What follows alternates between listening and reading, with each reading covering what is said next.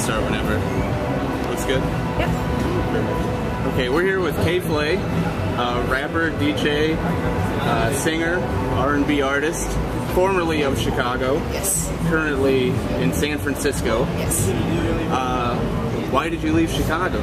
I left to go to college, actually. So I left Chicago and I moved to the Bay Area, California, and just ended up staying out there. It's a good place to be. No, and so was Chicago, but then my family ended up moving out to Oakland. So I kind of got the home base in the Bay now. And you went to? I went to Stanford. It's a decent school. When did you start getting into, like, the music that I've heard from you is all a lot of mash-up, a lot of taking something, turning it into something else. When did all that start?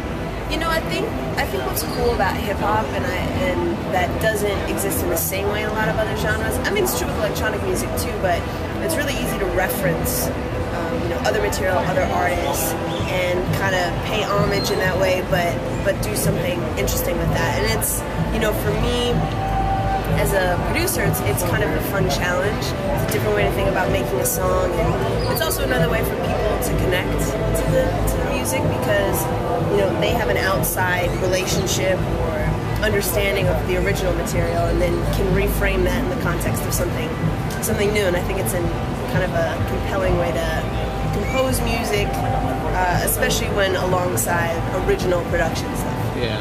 How does that, like, I was listening to Mashed Potatoes, and the first song, On the Bridge, obviously is Red Hot Chili Peppers. Right. Like, when you hear a song, or when you're thinking about making a song, what part of it clicks with you and you think, I can turn this into something else? You know, I think it really depends. I'm getting ready to drop a mixtape throughout the month of April, so starting April 1st, and every 2 weeks we're putting out a different bundle kind of music and video content. And for this project, it's similar in that it's sample-based, but I think I'm getting a little bit sort of developing my sampling skills a little bit more, and, you know, sometimes it's part of a bass line, but I do think it's some part of the original song that doesn't have all the elements in it, so you can obviously add to it, but also something that just stands out and has like a vibe to it, even if it's a very little vocal sample, or, you know, 2 bars of a bass riff. It's something that like exudes a type of energy. So I really hope with the new mixtape it sort of capitalizes on that, you know, with the different tracks.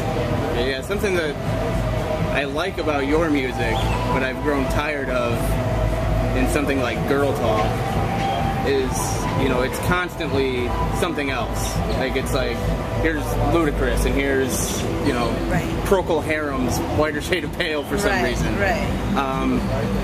But when you do it, and when you perform it live, like we saw you in DeKalb with Passion Pit. Oh, awesome. And we both thought that you were great in Passion Pit. Like, there's something about that style of music, or electronic music, that kind of wears thin, I think, at a certain point, if an artist is kind of repeating themselves. And you've been working with, like, MC Lars. I think I saw something, you were doing something with Kid Cudi.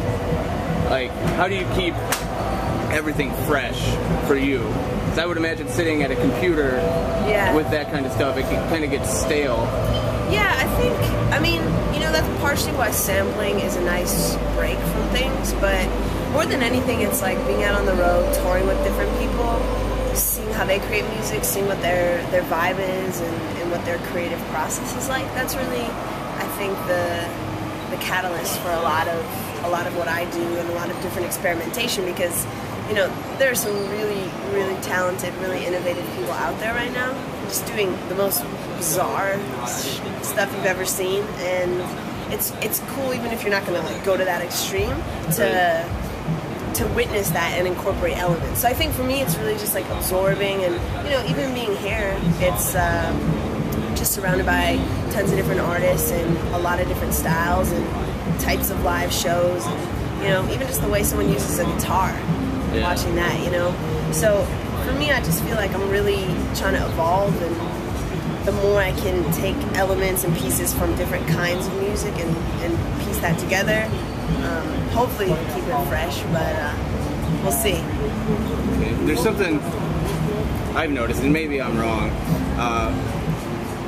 Since you're from Chicago and now you live on the West Coast, I think you'd have a better frame of reference than I do.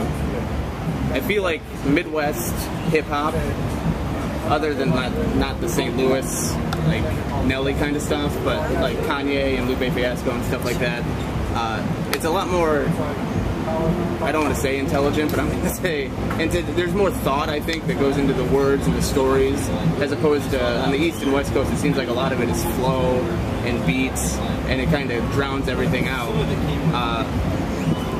Are you conscious of that at all when you're writing a song? Like, you don't want the beat to just completely emphasize itself and everything else gets lost? I think one of the reasons I even kind of started experimenting with hip-hop was because of the lyrical potential, you know, that there's so many different things you can do as a writer of lyrics. And yeah, I mean, I guess I'm not really conscious of it, but it's something that it's part of what I want to do, you know, is to present some kind of concept in an interesting way. And got fortune cookies going everywhere.